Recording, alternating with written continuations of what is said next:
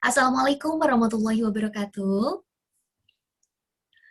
Alhamdulillahirrabbilalamin, tentunya senang sekali kami, komite dari Hijabers Community Official, bisa bertemu dengan pembicara kita yang super keren hari ini, Mbak Anissa Steviani, dan juga para teman-teman member HC, teman-teman loyal member yang udah selalu ikutan acara HC, di acara HDO April 2021. Dan tentunya teman-teman udah pasti tahu, acaranya menarik banget karena hari ini kita akan membahas tentang bagaimana sih finansial yang sehat itu seperti apa dengan judul Setting Up Your Healthy Financial barengan sama Mbak Anissa Steviani. Nah, perkenalkan, aku Nara, komite dari Jabris Community yang akan bertugas sebagai MC dan menemani teman-teman selama 2 jam ke depan. Jadi insya Allah hari ini kita akan dapat berbagai insight dan juga ilmu dari Mbak Anissa Steviani. Tentunya nanti di sesi tanya jawab teman-teman bisa unmute dan juga tuliskan pertanyaannya di chat box. Nanti insya Allah pertanyaan kita sortir dan akan dijawab sama Mbak Anissa. Kira-kira gitu ya teman-teman, boleh sekalian disiapkan untuk catatannya apa aja, mau sambil sedia cemilan juga boleh. Dan yang bisa on cam, sangat dipersilakan untuk on cam, jadi kita berasa ambience untuk ngobrol serunya pada pagi hari ini. Gitu ya teman-teman. Sekalian aku kenalin sedikit ya Mbak Nisa tentang profil Mbak Nisa ke teman-teman semua. Jadi membahas tentang finansial tentunya ini adalah hal yang sangat penting, bukan cuma untuk yang udah berkeluarga, tapi untuk kita-kita yang single, mempersiapkan keluarga itu juga penting ya, biar tahu nanti pos pengeluarannya kayak apa, harus nabung berapa, nanti yang bisa dipakai buat hobi dan buat senang-senang sekitar berapa nominalnya. Dan teman-teman udah ada di tempat yang tepat banget, karena hari ini kita akan ngobrol sama ahlinya, Mbak Anissa Steviani, yang merupakan Certified Financial Planner. Jadi beliau ini adalah lulusan dari jurusan jurnalistik Fakultas Ilmu Komunikasi Universitas Pajajaran di tahun 2013. Dan Mbak Anissa ini senang banget berbagi informasi yang sangat informatif di Instagramnya dan juga di blog pribadinya ya Mbak. Aku sendiri udah follow dan teman-teman wajib follow sih. Keren banget postingan-postingannya. Jadi kayak nge-share tentang parenting, nge-share tentang finansial, tentang perempuan, itu lengkap banget infonya gitu teman-teman. Dan udah bikin kelas juga, kelas tentang keuangan, dan alumninya tuh sampai 4.000 orang se-Indonesia. Banyak banget ya Mbak Nisa. Keren banget sih, insya Allah barokallah ya Mbak ya untuk segala kegiatannya, segala ilmu yang di-share. Oke, cukup nih kayak perkenalan dari aku. Langsung aja aku persilahkan kepada Mbak Nisa untuk sharing materinya, nanti dilanjutkan dengan sesi Q&A. Silakan Mbak Nisa. Oke, thank you Nara.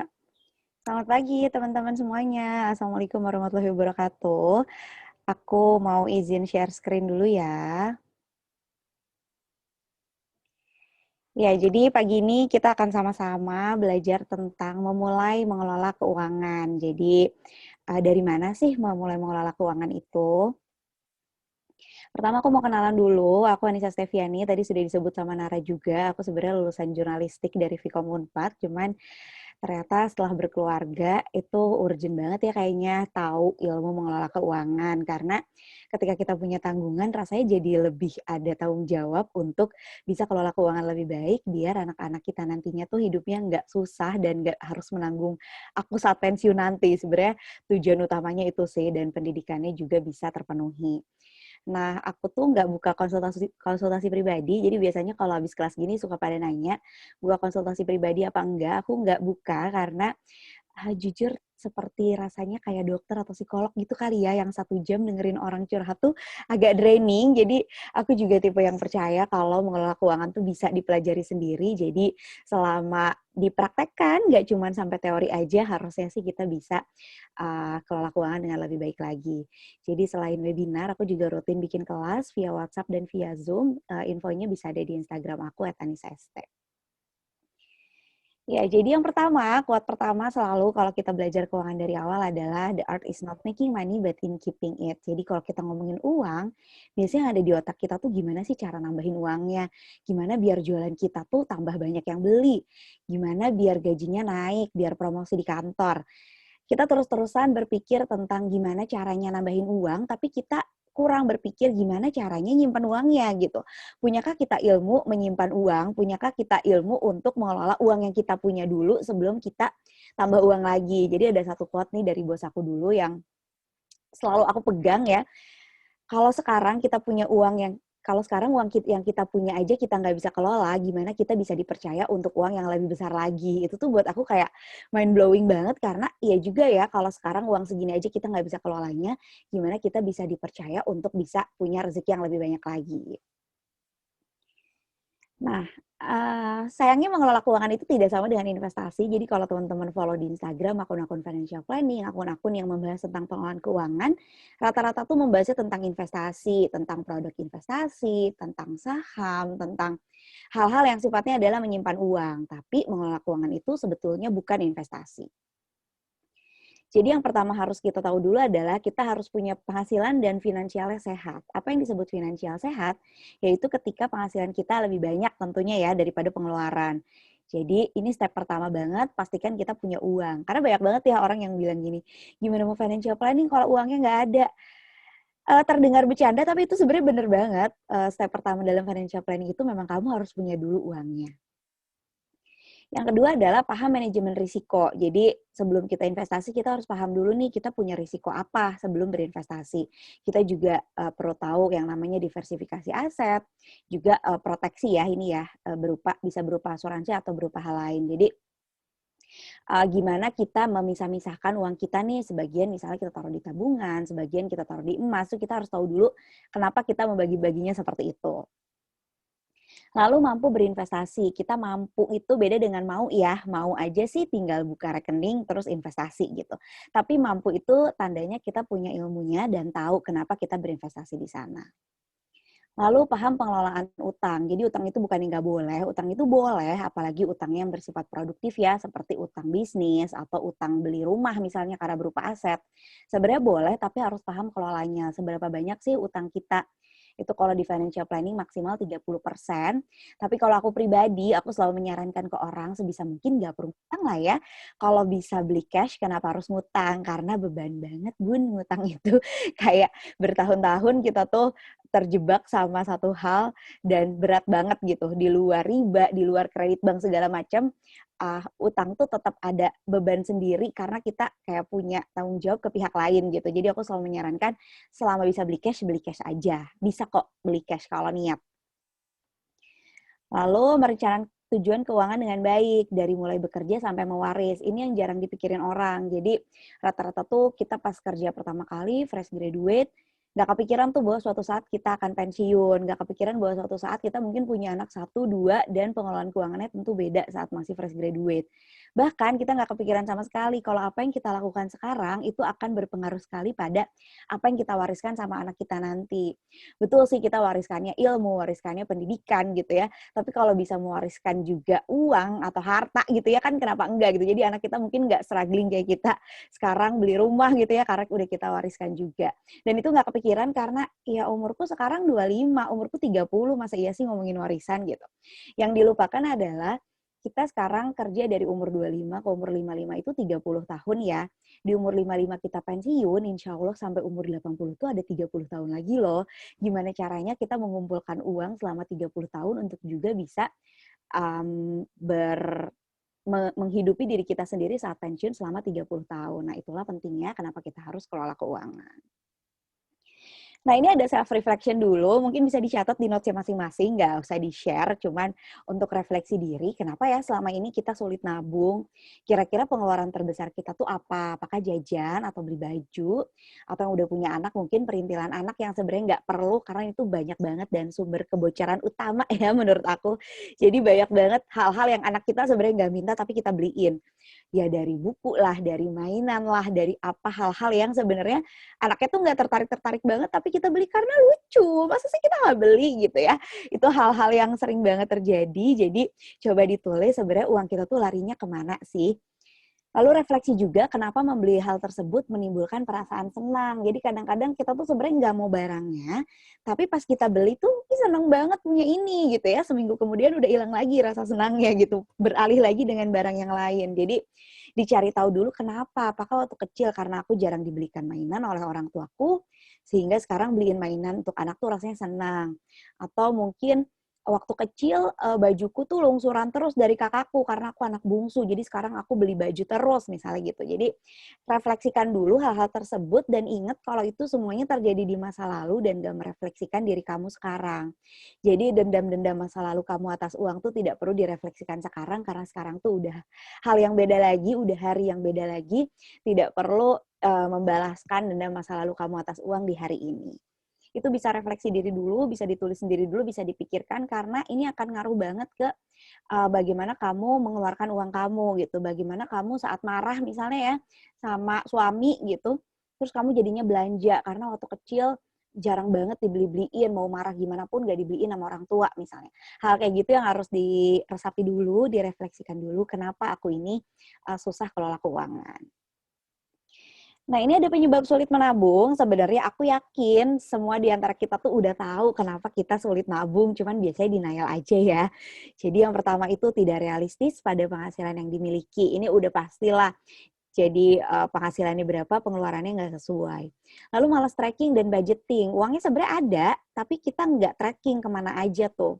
Di poin ini biasanya orang mikir, duh males banget deh Kak, harus lama-lama gitu ya, nyatet tiap hari, parkiran segala 2.000 ditulis gitu. Sebenarnya nggak perlu yang namanya nyatet keuangan itu nggak perlu selamanya, nggak perlu berbulan-bulan juga, dan nggak perlu sedetail itu. Yang jelas, kamu harus tahu dulu nih sebenarnya kamu habis berapa sih buat bayar listrik, buat makan, buat bayar sekolah anak gitu ya. Detail-detail yang memang rutin tiap bulan tuh kamu harus tahu dulu berapa detailnya, biar kamu bisa budgeting. Jadi bulan depan kamu udah punya budget nih, oh ternyata aku mampunya 1 bulan itu makan hanya sekian. Mampunya untuk jajan itu ya, delivery makanan itu hanya sekian. Jadi udah ada budgetnya sehingga bulan depan kita udah nggak perlu catat lagi, tapi kita hidup sesuai budget itu tadi. Kalau sulit, nah, tipsnya gini, daripada 1 bulan ya, biasanya kan 1 bulan nih 2 minggu pertama banyak uang banget abis gajian gitu ya. 2 minggu terakhir mulai lemes, di minggu ketiga, di minggu keempat mulai sedih, nggak punya uang sama sekali gitu. Nah, untuk bisa menghindari ini, kita bisa budgetingnya tuh per minggu. Jadi berapa sih jatah kamu seminggu untuk makan, berapa jatah seminggu untuk jajan, berapa jatah seminggu untuk belanja misalnya. Nah, udah gitu kamu langsung bagi-bagiin nih uangnya, boleh di amplop kalau misalnya mau cash atau dibagi rekeningnya. Jadi 1 minggu ini perlunya berapa, sehingga kalaupun kamu nggak bisa kelola keuangannya, kamu hanya akan ngerasa seret banget uangnya tuh di hari Jumat Sabtu Minggu. Jadi sampai hari Kamis tuh masih aman, Jumat Sabtu Minggu sedih nih udah nggak bisa jajan, tapi hari Senin kamu udah ada budget baru lagi. Jadi buatlah mingguan. Lalu penyebab lainnya adalah tidak takut ngutang. Jadi ada orang-orang yang nggak takut ngutang sampai rumahnya belinya KPR, isi rumahnya pakai KTA, mobilnya juga nyicil, beli handphone juga cicilan 0% ya kan, perkara buka e-commerce aja bayarnya ngutang. Itu tuh ada orang-orang seperti itu, nggak takut ngutang karena ngerasa, ya kan aku punya penghasilan, pasti aku bisa bayar gitu. Padahal berutang adalah kamu membelanjakan uang yang nggak ada ya, uang halu, karena meskipun kau bisa bayar bulan depan, saat ini kamu tidak punya uangnya. Jadi jangan sampai kamu belanjakan uang yang nggak ada, belanjakanlah uang yang ada di rekeningmu. Kemampuanmu setara dengan keuanganmu setara dengan jumlah uangmu di rekening. Lalu belum pernah mencoba lebih lama nabung, baru 1-2 bulan udah nyerah dan udah bilang ke diri sendiri, kayaknya nabung bukan buat aku deh, kayaknya aku nggak bakat deh untuk nabung. Emang nggak bisa aja lah aku nabung gitu ya, sering banget kita kayak gitu. Padahal baru 1-2 kali coba nabungnya. Jadi 1-2 kali bisa apa sih? Anak kecil aja belajar jalan nggak 1-2 kali langsung bisa gitu. Dicoba dulu nabung 6 bulan, 1 tahun, pasti berasa deh, oh ternyata aku bisa ya nabung kalau dipaksa dan kalau memang konsisten. Lalu ada tidak menyadari kalau menanggung banyak orang. Ini banyak kejadian banget, jadi uangku kok habis terus ya. Ternyata jajanin ponakan terus-terusan. Ternyata ipar tuh nggak punya kerjaan dan aku yang secara tidak sadar bayarin cicilan motor dia misalnya setiap bulannya. Tapi karena kita merasa uangnya ada, kita jadi ya nggak apa-apa lah kasih gitu. Kita nggak menyadari ternyata sebenarnya kita menanggung banyak sekali orang. Kita masih menanggung misalnya orang tua, masih menanggung adik sekolah, masih menanggung ponakan sekolah, banyak banget orang yang kita tanggung, tapi kita nggak sadar sehingga kita bingung uang kita kemana. Nah itu bisa di-tracking juga sebenarnya kita menghidupi siapa aja sih, lalu bikin budgetnya setiap bulan. Yang terakhir adalah tidak tertarik pada konsep pengelola dan mengatur keuangan. Kenapa ini aku tulis? Karena banyak banget nih yang bercermin dari orang tuanya ya. Orang tua aku juga nggak kelola keuangan, bisa kok nih aku sekolah sampai kuliah, bisa ternyata beliin aku rumah dan mobil misalnya. Jadi aku nggak tertarik, ngelola keuangan, nggak apa-apa banget. Jadi kalau memang kamu merasa, oh bisalah nanti pasti di masa depan ada uangnya gitu ya, karena orang tua aku juga demikian tuh nggak apa-apa. Ini khusus hanya untuk yang tertarik aja dan yang khawatir ya, kalau aku tuh diawali dengan khawatir bisa nggak sih sebenarnya ini kita selalu punya uang sampai nanti pensiun.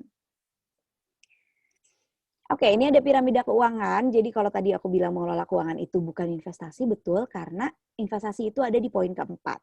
Jadi pertama itu kita harus memastikan dulu kebutuhan dasar dan biaya hidup bulan kita terpenuhi.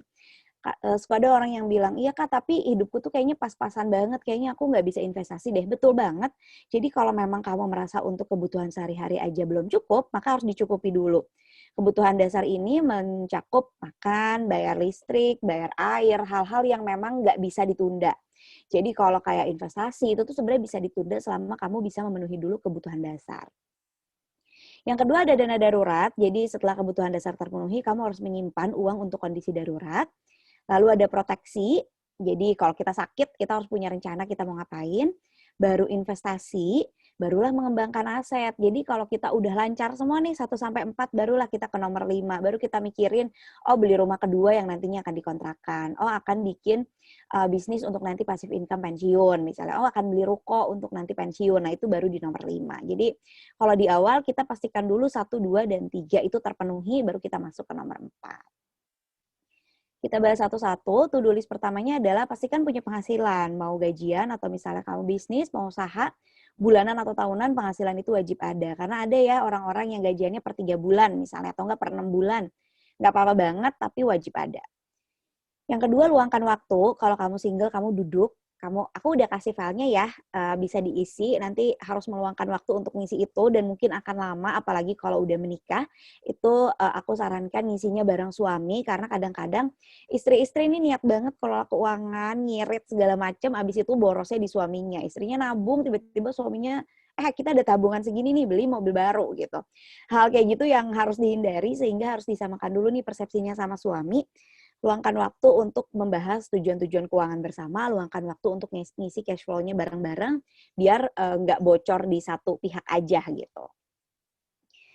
Jadi isi neraca, cash flow, dan cek rasionya ini ada di file Excel-nya, bisa dicek juga sebenarnya sehat nggak sih keuangan kita ini. Nah, ini ada garis apa ya, abaikan ya. Nah, di file itu ada neraca namanya. Neraca itu terdiri dari 2 kolom, aset dan utang. Ini tuh kalau orang suka bilang, udah kerja sekian tahun, udah punya aset berapa banyak. Nah, kita bisa lihat di neraca ini. Jadi kita akan kelihatan total aset kita berapa, total utang kita berapa, sehingga kita bisa menghitung kekayaan bersih kita tuh sebenarnya berapa sih dikurangi utang. Jangan-jangan ternyata utang kartu kredit tuh banyak banget sampai aset kita tuh nggak bisa nutup gitu untuk si utang. Jadi ini wajib banget diisi. Dan kalau mau ngutang itu bisa diperhatikan di sini ya, utang-utang yang baik itu adalah utang yang juga masuk ke aset, contohnya KPR. Iya sih, masih utang 300 juta, tapi jadi aset rumah senilai 350 juta. Itu sebenarnya nggak masalah, jadi utang yang baik adalah ketika kamu berutang, bertambahnya hanya bukan di kolom utang, tapi juga di kolom aset. Gitu ya. Tapi sebisa mungkin tidak berhutang ya, karena repot banget. Aku aja nih cicilan KPR tinggal 3 tahun lagi, terus kayaknya aku nggak mau ngutang apa-apa lagi deh abis ini. Semacam kapok gitu ya, karena kayaknya kalau nabung sendiri dengan sejumlah yang sama tuh seharusnya bisa. Lalu ada cash flow. Cash flow ini adalah catatan pengeluaran dan budgeting selama 1 bulan atau 1 kali periode penghasilan. Jadi kalau kamu gajiannya per 3 bulan, kamu bikinlah cash flow per 3 bulan. Selama 3 bulan ini pengeluaran aku apa aja. Selama 3 bulan ini apa yang aku butuhkan, maka disusun berdasarkan penghasilannya itu. Idealnya itu kalau penghasilan tahunan untuk pengeluaran tahunan, penghasilan bulanan untuk pengeluaran bulanan. Nanti karena mau lebaran nih, aku juga akan ada tips kelola THR di akhir. Jadi kita akan bahas penghasilan tahunan ini di akhir. Sebentar. Ya. Ini kenapa ada panah ya? Aku nggak ngerti deh. Di ini aku nggak ada, tapi aku clear dulu. Ya, ada yang annotate ternyata. Nah, jika cash flow tidak positif, apa yang harus dilakukan? Jadi kalau misalnya setelah dimasukin ke dalam cash flow di file Excel tadi, penghasilannya itu ternyata lebih sedikit dibandingkan pengeluarannya. Jadi pengeluaran kita ternyata terlalu banyak. Nah, yang namanya uang kan terhitung ya, nggak bisa dirasa-rasa dan nggak bisa pakai perasaan. Jadi kalau cash flow tidak positif, yang harus dilakukan adalah review dan kurangi pengeluaran. Kamu lihat dari catatannya, catatan cash flow kamu tadi, dilihat nih ternyata gede bangetnya di mana. Oh, gede bangetnya dimakan, kayaknya bisa deh nih diirit gitu ya. Atau terlalu boros di belanja-belanja hal-hal yang perintilan ya. Kadang-kadang kita suka lihat thread di Twitter, barang-barang lucu, dekor kamar misalnya gitu ya. Terus tiba-tiba check out tidak sadar gitu kan, sering banget ya, apalagi kalau lagi ngantuk malam-malam kita scroll, ini lucu nih, check out bangun tidur pagi-pagi, kenapa beli ini? Kayaknya nggak perlu deh. Nah, hal kayak gitu yang harus dicek dulu sebenarnya kamu borosnya tuh di mana. Atau kamu membiayai orang tua. Nah, membiayai orang tua ini bisa dibilang hal yang kita tuh nggak sadar karena kita tuh mikirnya kalau orang tua minta ya kita kasih. Nggak masalah selama kamu punya uangnya gitu. Jangan sampai kamu kasih terus ke orang tua, tiba-tiba kamu sendiri jadinya ngutang di akhir bulan karena kamu nggak sanggup untuk bayarin makan kamu sendiri gitu. Jadi membiayai orang tua itu boleh, tapi harus dihitung dan disesuaikan dengan budget keuangan kamu gitu. Jangan selalu berlindung di balik, iya kalau bantu orang tua nanti ada rezekinya kok. Betul, tapi kita juga harus menghitung karena banyak banget nih cerita, terutama di kelas sandwich generation ya, cerita orang tua yang sebenarnya menggunakan uang anaknya tuh buat lifestyle. Aku percaya membiayai orang tua itu wajib kalau memang hal yang wajib, seperti makan, bayar listrik, sembako gitu ya. Tapi kalau udah minta dibayari cicilan mobil, minta dibayari keliling dunia gitu ya, ada ya orang tua yang minta dibayarinya liburan keliling Eropa gitu. Sementara kita nggak mampu, itu tuh sebenarnya kita berhak banget loh bilang enggak gitu. Kecuali memang kita ada uangnya. Jadi membiayai orang tua ini juga harus dipisahkan mana yang memang kewajiban, mana yang memang kebaikan. Jadi kita berbaik hati membiayai orang tua liburan, atau kita memang wajib ngasih orang tua makan, bayar listrik, itu aku masih jauh bener-bener gak apa-apa banget. Tapi kalau udah mulai ke lifestyle, kayaknya memang harus bikin boundaries dan belajar bilang enggak. Tapi ternyata udah di-review, nggak ini Kak, tetap kurang uangku gitu. Udah nggak ada lagi nih yang bisa diirit. Nah, balik lagi, nggak ada cara lain kecuali untuk tambah penghasilan. Kamu bisa mempertimbangkan diri untuk pindah kerja atau cari penghasilan tambahan lain di luar pekerjaan.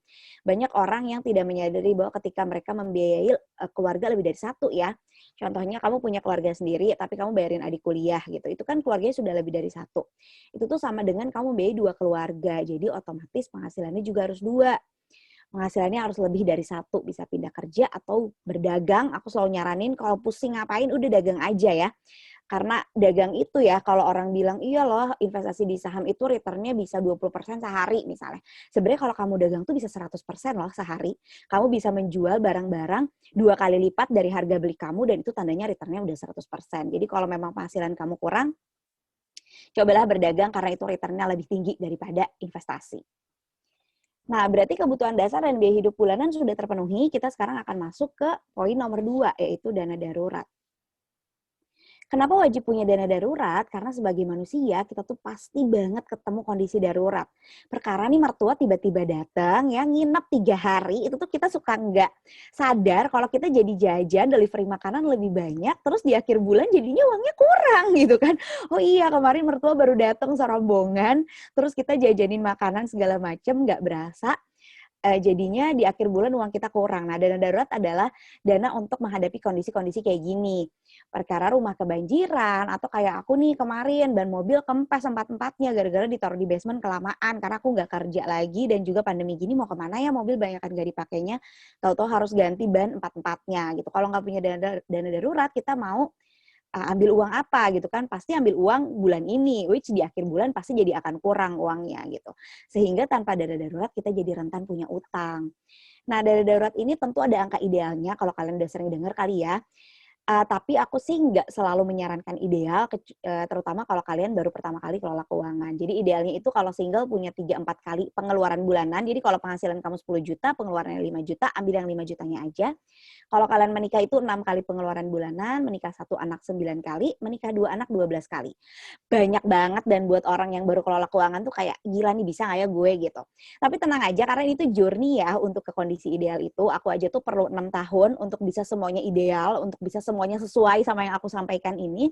Jadi memang pelan-pelan aja, yang penting kita udah tahu nih kalau ketemu kondisi darurat, kita udah punya dana darurat.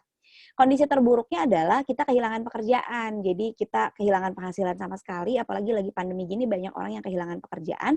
At least kalau kita punya dana darurat, bulan depannya kita nggak bingung deh makan dan bayar sekolah anak dari mana.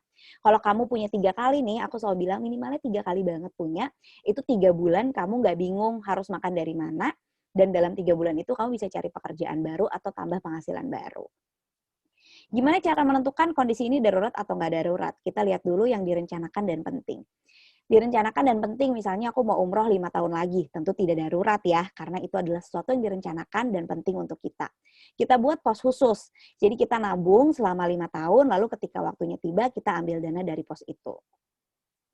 Tapi ada juga yang direncanakan tapi tidak penting. Contohnya, teman kita suka gambar terus dia beli iPad baru. Ih, lucu banget gambar di iPad, aku mau deh gitu ya. Direncanakan sih karena aku memang niat mau belajar menggambar, tapi tidak penting-penting banget gitu. Sebenarnya nah, lebih baik simpan uangnya untuk tujuan lain yang lebih penting karena nggak urgent lah gitu ya. Nggak perlu-perlu banget.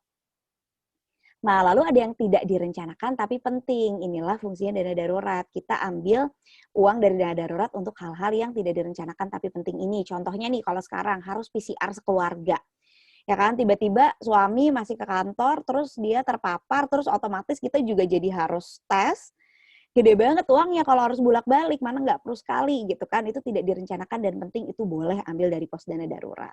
Dan yang terakhir, tidak penting dan tidak direncanakan. Abaikan aja, ini hal-hal yang aku bilang tadi ya, yang kita scroll-scroll lihat orang di Instagram, lucu nih tiba-tiba belanja gitu ya. Apalagi sejak notification Instagram yang bawah itu berubah jadi belanja, itu rasanya kok kita tuh di push untuk kayak beli deh gitu ya. Aku bener-bener nggak mau lagi tuh klik si icon itu karena gampang banget tergoda. Ini kok lucu, itu kok lucu gitu. Mana kan algoritmanya disesuaikan sama yang kita suka ya. Jadi itu hal-hal yang tidak direncanakan, tidak penting, maka kita abaikan saja. Nah, lalu tadi udah kebutuhan rutin, dana darurat. Yang ketiga adalah proteksi, tadi di piramida. Kita harus punya rencana proteksi, karena risiko hidup sebagai manusia nih, mau nggak mau kita pasti pernah sakit, dan suatu hari kita akan meninggal dunia. Jadi kalau sakit kita punya rencana apa? Apakah kita punya asuransi kesehatan misalnya dari kantor udah ada, itu cukup banget, atau punya BPJS itu juga cukup banget, nggak perlu ditambah lagi. Atau kalau nggak mau pakai asuransi, kita buat pos khusus kesehatan sendiri. Jadi selain dana darurat misalnya udah ada posnya nih 3 kali, aku mau bikin juga deh 3 kali pengeluaran untuk khusus kesehatan gitu. Karena bikin boncos banget ya ke dokter itu gitu, tiba-tiba ke dokter nggak nyangka jreng bayar dokternya sih 300.000, toto obatnya 1 juta gitu kan. Hal-hal yang bikin kaget kayak gitu tuh yang biasanya bikin pengelolaan keuangan kita berantakan gitu. Udah nabung, habis karena sakit.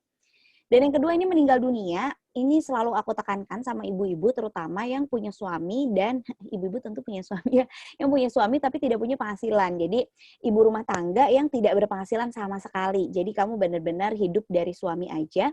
Itu tolong dipikirkan, kita nggak tahu yang namanya umur. Kalau suami besok meninggal itu punya rencana apa kita? Apakah misalnya suami udah menyiapkan sekian dana untuk ini anak sampai kuliah udah aku siapin dananya di sini misalnya.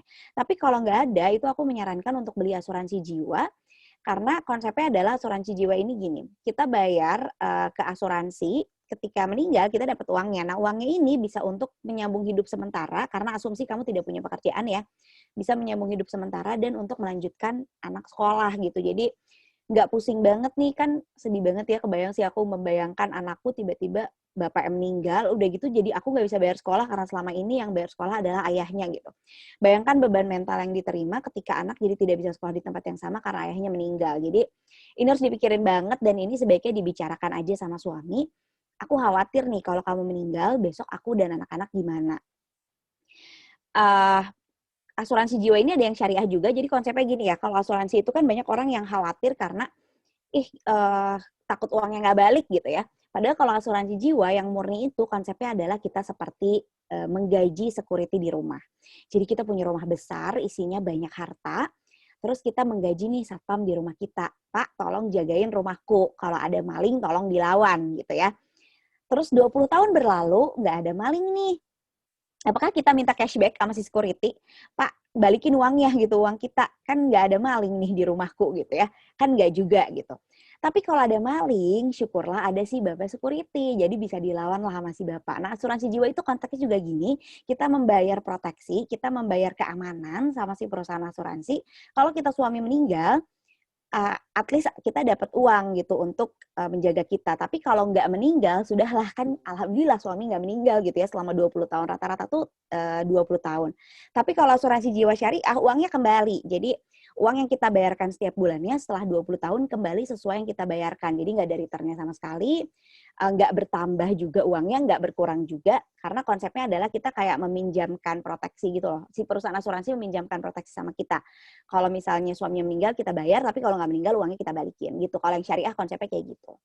Jadi dibicarakan sama suami, menangis-nangis sih aku juga kayak mellow banget gitu ya ngomongin kalau kamu besok meninggal gimana. Tapi menurutku sih harus direncanakan biar bebannya nggak double gitu. Beban mental udah pasti ada ditinggal suami, tapi juga kita nggak punya beban finansial. Nah, lalu apa sih prioritas investasi itu? Yang pertama dana darurat, seperti yang tadi udah disebut, sesuai dengan jumlah tabungan, bisa dimasukkan ke dalam tabungan, deposito, reksadana pasar uang, atau emas. Aku selalu bilang investasi itu senyamannya. Jadi, nggak perlu ikut-ikutan orang, karena orang beli kripto, misalnya gitu ya, cryptocurrency. Orang belinya Bitcoin, aku jadi pengen ikut juga gitu ya. Sebenarnya kamu nggak ngerti, dan kamu juga nggak nyaman dengan itu. Jangan. Jadi, investasi itu yang penting mulai di tempat yang kamu nyaman. Akan lebih baik kamu terus-menerus beli emas dibandingkan kamu belajar terus-menerus tentang saham tapi nggak mulai-mulai. Jadi yang penting mulai dulu, baru kita belajar hal lain pelan-pelan. Kalau ternyata kita setelah dicoba nggak suka gitu ya, ya nggak usah, kembali aja ke hal yang kita rasa nyaman dan kita rasa cocok untuk kita gitu. Lalu dana pensiun, karena suatu hari semua orang akan berhenti bekerja dan akan pensiun, ini perkirakan kebutuhan saat pensiun tuh berapa sih? Nah, memperkirakannya sih dengan kebutuhan sekarang aja ya. Jadi kalau aku sekarang kebutuhanku sekian per bulan, dikurangi biaya sekolah anak, tandanya kebutuhan pensiunku sekian per bulan. Yang harus diperhatikan adalah lifestyle-nya dijaga. Jadi jangan sampai kita nabung buat pensiun pakai lifestyle sekarang, tapi terus naik gitu ya. Umur 55 lifestyle-nya udah beda sama saat kita mengumpulkan dana pensiun pertama kali di umur 30. Jadi dia bingung pas pensiun loh kok uangnya kurang gitu. Nah, untuk dana pensiun ini bisa taruh di reksadana saham, properti, atau bisnis. Ini ada satu yang nggak aku tulis, padahal sebenarnya bagus banget, namanya DPLK. Jadi DPLK itu dana pensiun lembaga keuangan. Kalau kalian sering dengar, di Eropa enak banget ya kalau pensiun itu dibiayai pemerintah. Nah, sebenarnya pemerintah Indonesia juga udah punya undang-undangnya, di undang-undang dana pensiun ini, namanya dana pensiun lembaga keuangan.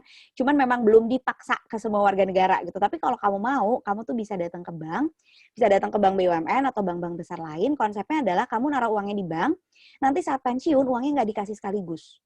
Jadi uangnya nggak bisa diambil di tengah-tengah, tapi saat pensiun kamu dikasih uangnya per bulan, jadi kayak gajian.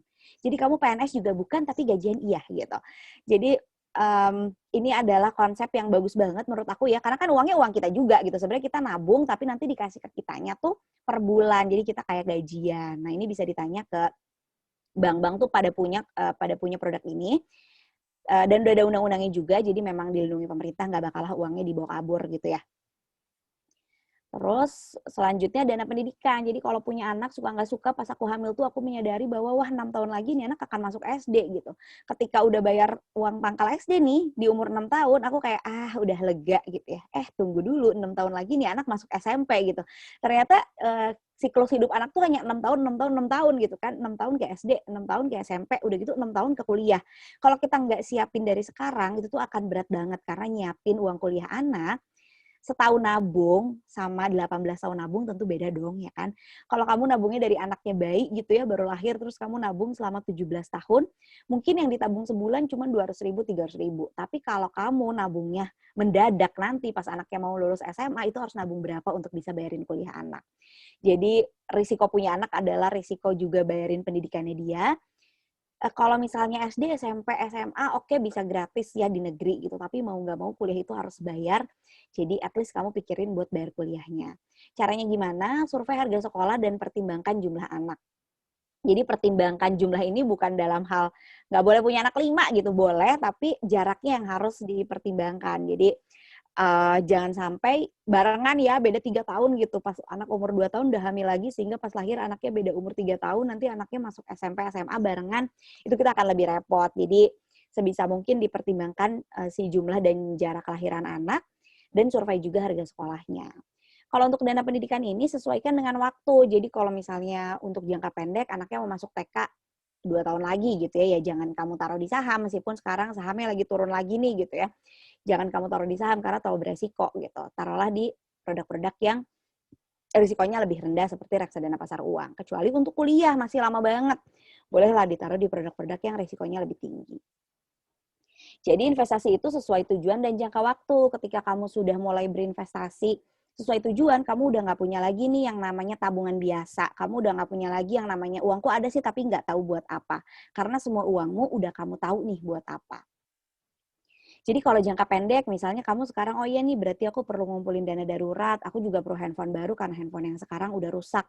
Sama mau bikin ruang kerja misalnya, itu semua akan dicapai dalam 1-3 tahun, itu jangka pendek kamu nabung biasa aja nggak masalah, atau kalau mau nih, kalau yang baru mulai misalnya tertarik ke reksadana gitu ya, ada reksadana pasar uang yang insya Allah uangnya tuh nggak akan hilang. Jadi kayak ini konsepnya tuh kita patungan bareng-bareng, terus uangnya didepositokan. Jadi deposito kan nggak akan ngurang ya uangnya ya. Jadi akan terus nambah, cuman lebih tinggi daripada bunga tabungan gitu. Bunga tabungan kan habis ya sama pajak. Kalau reksadana pasar uang ini enggak. Jadi kalau yang mau coba banget reksadana di awal bisa pakai reksadana pasar uang. Lalu ada yang jangka menengah, misalnya 6 tahun lagi aku, 5 tahun lagi aku mau nikah gitu. Sekian tahun lagi mau umroh atau mau lanjutin S2, S3 atau TK dan SD anak. Itu jangka menengah bisa pakai reksadana pendapatan tetap. Yang ketiga, jangka panjang itu ada dana pensiun, rumah kedua, atau financial freedom ya. Kadang-kadang ada orang yang aku nggak tahu sih mau apa gitu, mau tujuan hidup aku tuh apa gitu, karena semuanya udah ada misalnya. Dana pendidikan anak udah terkumpul, rumah udah ada, jadi nggak tahu nih mau apa. Itu kamu bisa pakai financial freedom sebagai tujuan keuangan kamu. Kamu bisa set kamu mau pensiun umur berapa dan kamu harus nabung berapa untuk bisa pensiun di umur sekian. Itu target jangka panjang, kamu bisa pakai reksadana saham atau ETF, kamu bisa pakai saham atau malah kamu bisnis. Jadi kalau ada orang bilang nggak investasi tapi bisnis, bisnis itu justru kasta tertinggi dari investasi gitu ya. Kamu muterin uang buat bisnis itu boleh banget untuk investasi jangka panjang. Tetap untuk yang jangka pendek-pendeknya tentu kamu harus nabung lagi lah ya, manual gitu, nabung di bank atau pakai reksadana pasar uang. Nah, ini ada bonus sedikit tentang alokasi THR karena mau Ramadan, mau Ramadan besok dan mau Lebaran. Jadi, aku yakin banyak yang udah deg-degan nih ya, nggak sabar pindah dapat THR, pengen belanja. Tapi tunggu dulu, jadi THR itu buat apa sih idealnya gitu? THR atau penghasilan tahunan lain ya, seperti bonus atau apa sih yang kamu dapat tahunan dari kantor, banyak banget ya biasanya kantor-kantor itu, terutama korporat-korporat gede, dia punya penghasilan tahunan. Jadi ngasih bonus, ngasih THR, ngasih uang sekolah anak gitu, alasannya macam-macam lah tunjangan ini itu gitu. Nah idealnya penghasilan tahunan ini untuk pengeluaran tahunan. Kenapa? Biar kamu nggak pusing. Jadi pertama kalau kamu punya utang konsumtif seperti kartu kredit, jangan pikirin beli baju baru dulu, tapi tolonglah dibayar dulu itu kartu kredit ya. Jadi utang-utang konsumtif pokoknya lunasin dulu pakai THR. Lupakan belanja kalau kamu masih punya utang konsumtif karena sebenarnya kamu nggak berhak. Karena kenapa kamu sebelumnya sampai punya utang kartu kredit? Pasti kamu berbelanja saat kamu tidak punya uang gitu. Jadi tolonglah dibayar dulu. Yang kedua, untuk zakat dulu. Jadi langsung disisihkan dari awal. Yang ketiga, pajak kendaraan bermotor. Meskipun misalnya timingnya nggak pas. Jadi lebarannya bulan Mei, tapi bayar pajak mobilku masih bulan Desember misalnya. Nggak apa-apa, tapi kamu sisihkan dulu. Jadi diambil dulu sebagian, biar nanti ketika saatnya tiba untuk bayar pajak, kamu nggak pusing nih untuk bayarnya gitu. Lalu kurban. Nah, ini kalau kurban nih kalau misalnya masih ada ya uang THR-nya harusnya sih cukup ya kalau kamu hidup sesuai kemampuan nih. Sesuai pengalaman aku, THR kamu adalah penghasilan bulanan kamu kan sebenarnya. Kalau kamu hidup sesuai kemampuan, harusnya kamu bisa membayar zakat, pajak dan kurban tuh harusnya bisa gitu. Jadi buat kurban juga nih, kalau aku langsung sisihkan dari THR. Jadi pas nanti Idul Adha itu tuh udah nggak ada lagi mikirin, aduh bisa kurban gak ya tahun ini? Enggak, karena dari awal dari THR udah langsung aku ambil untuk berkurban. Lalu kalau punya asuransi tahunan bisa juga dialokasikan dari situ. Barulah mudik kalau kondisinya normal atau kalau kamu mau niatin untuk dana darurat itu boleh banget. Jadi, aduh aku nggak punya dana darurat sama sekali nih, kebetulan mau lebaran dapat THR, pokoknya tahun ini kita nggak akan pakai uangnya sama sekali, kita akan simpan THR ini untuk kondisi darurat keluarga, itu boleh banget. Barulah berbagi untuk orang tua dan keluarga, baru terakhir belanja. Jadi jangan dibolak-balik ya, kita dari bawah nih biasanya. Belanja dulu, ngasih ke orang dulu, terus kartu kredit nanti lagi aja lah. Kita bayar terakhir utang-utangnya, jangan kayak gitu, tapi dari atas dulu, dari yang memang prioritas dulu. Nah, jadi lakukan sekarang, karena kalau cuma dengerin doang, kalau cuma nyatet-nyatet doang akan berakhir di teori aja. Jadi yang penting tuh sebenarnya prakteknya, dimulai dulu pelan-pelan, gagap tuh nggak apa-apa banget, karena yang namanya memulai kebiasaan baru tuh kita perlu waktu yang sangat panjang untuk jadi terbiasa gitu. Jadi jangan nyerah aja, tapi konsisten, dan yang terpenting adalah beri jeda setiap akan mengeluarkan uang. Setiap mau buka bayar virtual account nih ya, kita mikir ulang lagi, ini bayar nggak ya gitu. Dikasih jeda dulu, mungkin bisa 1-2 hari, bahkan kadang-kadang sampai lupa loh. Jadi udah siap check out, udah mau bayar, tapi nggak jadi deh gitu. Karena kayaknya kemarin doang pengennya, sekarang udah nggak pengen-pengen banget gitu. Kasih jeda, nih aku aja ya, pengen beli air fryer jadi curhat. Dari sekitar 3 bulan lalu, tapi setelah dipikir-pikir tuh kayaknya nggak penting-penting banget. Gue masak aja jarang gitu ya, masak aja nggak pernah, kenapa pengen beli gitu dengan alasan ini itu yang diada-adain. Tapi ternyata setelah dijeda 3 bulan tetap belum beli juga dan tetap nggak kenapa-kenapa juga gitu. Nah, yang kedua adalah harus punya budget senang-senang untuk hobi dan hal favorit dan stick to it. Ini aku selalu menyarankan begini, karena yang namanya kelola keuangan itu kadang-kadang bikin kita stres. Kok kita mikirin hal-hal di masa depan terus ya? Kita mikirin pensiun, kita mikirin gimana kalau ada kondisi darurat, kita mikirin gimana kalau sakit. Itu hal-hal yang mengkhawatirkan, sehingga seimbangkan dengan harus punya budget senang-senang. Meskipun sesedikit apapun, kamu harus nyisihin untuk kamu beli kopi, untuk kamu beli boba doang gitu ya. Tapi harus punya, tapi sesuai kemampuan, jadi sesuai budget. Lalu pikir panjang sebelum berutang konsumtif, please banget nggak perlu utang konsumtif ya. Kalau orang bilang harga rumah naik terus Kak tiap tahun, coba kamu cek aja deh. Kenaikannya tuh sesuai nggak sih sama kenaikan penghasilan kita? Selama kenaikan penghasilan kita lebih tinggi dari kenaikan harga rumah, kita tuh bisa loh beli rumahnya cash gitu. Karena narasi harga rumah naik terus tiap tahun tuh tidak sepenuhnya benar, karena nggak selalu naik, dan naiknya tuh nggak gede-gede banget juga gitu. Dan aku lihat dari teman-teman aku tuh udah banyak banget yang berhasil di rumah cash. Jadi buat teman-teman yang sekarang mau mempertimbangkan KPR, mau berutang yang lain gitu ya, apalagi ngutang lifestyle kayak nyicil mobil segala macam, coba deh dipertimbangkan ulang, karena harusnya kita bisa kok hidup tanpa berutang. Lalu kenali trigger atau masalah psikologis lain dalam diri. Nah, ini yang selalu aku tekankan, karena masalah keuangan itu bisa dibilang nggak ada. Yang ada tuh adalah masalah-masalah lain. Kamu punya masalah sama orang tua, nggak bisa bilang enggak karena orang tua menganggap kamu adalah investasinya gitu ya. Anak adalah investasi, sehingga kamu harus kasih terus ke orang tua. Itu bukan masalah keuangan, itu kamu masalah keluarga, itu masalah boundaries, itu masalah kamu nggak bisa berkomunikasi dengan baik sama orang tua kamu. Atau kamu nggak sepakat sama suami tentang keuangan, jadi suami nggak mau investasi, berpikirnya bahwa uang akan ada terus misalnya. Sementara kamu sendiri yakin bahwa kita tuh harus investasi loh, karena kita nggak selamanya bisa menghasilkan uang. Nah, itu juga bukan masalah keuangan, itu masalah rumah tangga ya.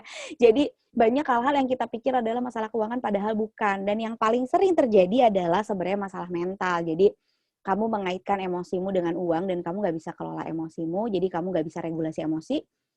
Kamu marah sama suami kamu jajan, ya kan? Kamu sebel sama bos kamu di kantor, kamu belanja.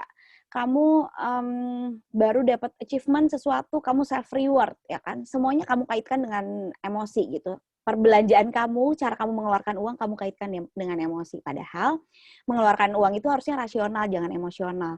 Karena manusia tuh manusia tuh benar-benar punya emosi terus tiap hari, dan kalau kamu terus-terusan mengaitkannya dengan uang, kamu nggak akan bisa sih kelola keuangan. Jadi dipikirin dulu, kamu punya masalah psikologis apa sih? Punya punya kenapa kamu tidak punya self control yang baik sehingga selama ini keuangan kamu berantakan. Itu dulu dikenali, berdamai dulu dengan hal itu, baru kamu bisa mengelola keuangan dengan lebih baik. Ya, jadi quote terakhirnya adalah, kalau kamu nggak bisa kontrol emosi kamu, udah pasti kamu nggak bisa kontrol keuangan kamu. Gitu aja dari aku. Kalau mau tanya-tanya, misalnya baru kepikiran pertanyaannya nanti malam gitu ya, setelah diresapi, setelah dipikir-pikir, setelah isi cash flow, boleh banget DM aku di Instagram @anisa_st, atau baca-baca di blog aku yang udah aku jarang update juga sebenarnya, tapi lumayan banyak artikel-artikel tentang keuangan di anisast.com. Aku kembalikan ke Nara. Oke, terima kasih Mbak Anissa. Boleh deh teman-teman kita tepuk tangan virtual dulu kalaupun misalnya masih pada di mute ya. Keren banget. Aku sampai bener-bener catatan aku penuh. Terus kayak wah keren banget sih. Banyak banget hal yang bener-bener aku baru tahu. Oh iya kayak gini ya. Even ternyata kayak sekarang tuh gembor-gembor investasi-investasi. Tapi kalau dari piramida paling bawahnya itu belum kita penuhi, ternyata harusnya nggak gitu ya idealnya ya Mbak Anissa. Oke. Ini di aku udah kelihatan ada Mbak Rizka Nurmila sama Mbak Diah Madia yang resen, tapi sebelumnya aku mau bacain beberapa pertanyaan yang ada di chat dulu ya, Mbak Nisa. Boleh, boleh. Oke, nanti setelah itu boleh setelah selesai semuanya dijawab, teman-teman komite boleh tolong bantu unmute Mbak Rizka sama Mbak Diah. Oke, aku bacain dulu pertanyaannya nih. Yang pertama ada dari Mbak Dian, katanya semenjak hamil itu jadi lebih susah menahan hawa untuk pingin jajan. Nah, baiknya gimana baiknya kalau jajan masalah masalah kita semua ya. Hamil tidak hamil, kayaknya pengen jajan ya. Cuma Benar-benar. aku paham banget sih, karena hamil itu sangat-sangat tidak nyaman, sehingga yang tadi aku bilang, sehingga kamu melarikan diri dengan jajan gitu. Karena badan kitanya tuh cranky ya, bayangin mau PMS aja kan cranky-nya kayak apa dan jajannya gimana ya saat kita PMS. Apalagi hamil 9 bulan gitu. Jadi aku paham banget kenapa bawaannya pingin jajan terus. Tapi ya balik lagi, menurutku ya trigger utamanya ya Mbak Dian. Jadi saat anaknya lahir, itu tuh kita akan lebih goyang lagi loh keuangannya. Jadi pengalamanku dicuratin teman-teman juga, ketika muncullah satu bayi baru ini, itu tuh kita tuh akan goyang selama beberapa bulan karena kita bingung. Kemarin cuma berdua sama suami, sekarang jadi bertiga. Dan ini tuh bayi kecil, tapi kok pengeluarannya banyak banget gitu.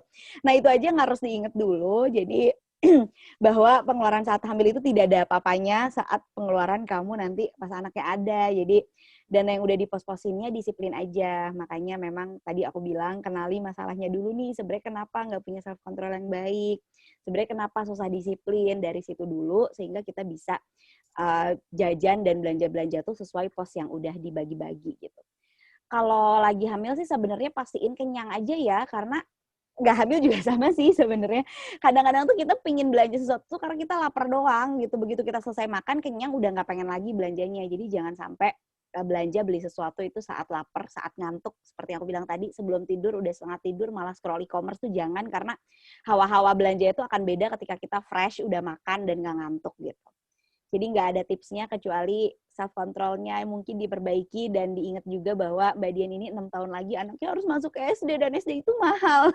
Jadi mungkin bisa mulai dipikirkan dana pendidikan untuk motivasi investasinya ya Mbak Dian ya. Oke, thank you Mbak Nisa. Intinya adalah self control yang baik ya, Mbak. Balik lagi ke situ. Oke, pertanyaan selanjutnya ini dari Mbak Nani.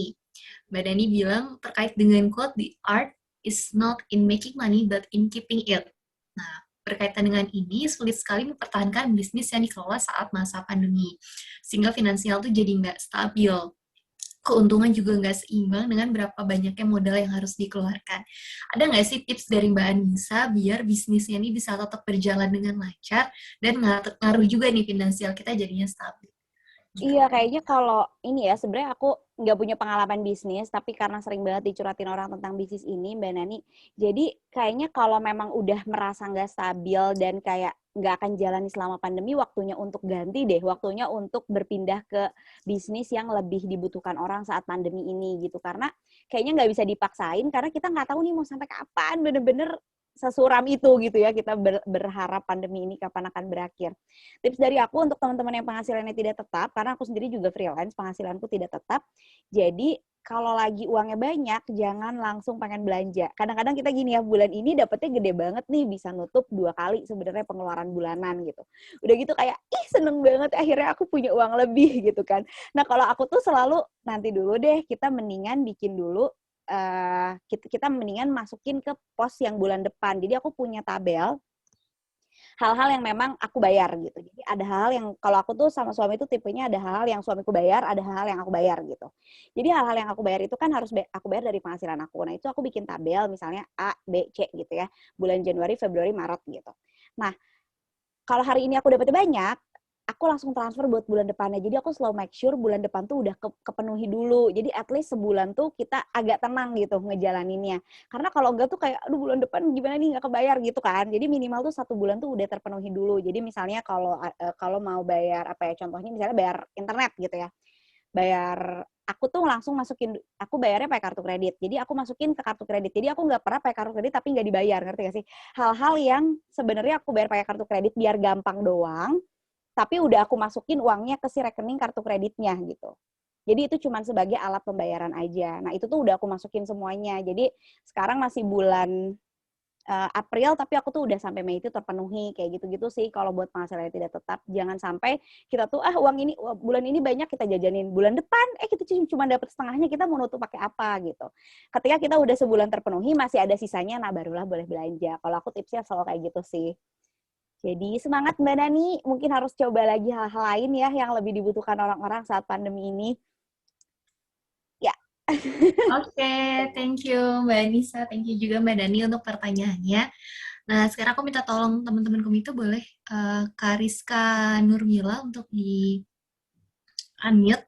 Silahkan Kak, tadi udah raise hand. Pertanyaannya boleh langsung disampaikan ke Mbak Anissa.